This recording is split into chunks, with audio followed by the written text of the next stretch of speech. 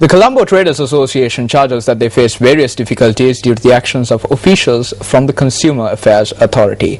The chairman of the association, K. Palaniadi, elaborated further on the matter at a media briefing in Colombo today.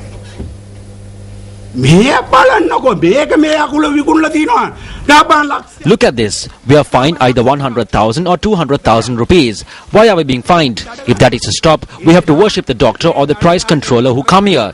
Is it not enough to settle for 100,000 rather than paying 200,000? They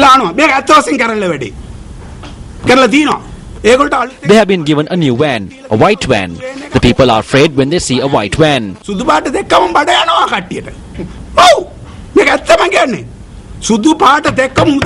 When the traders see the white van, they go inside. They tell the managers to stall them and send them away with something. I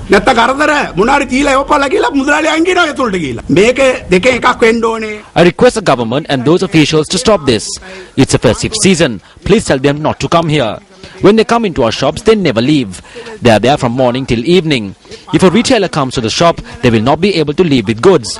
I request them to stop troubling our businesses.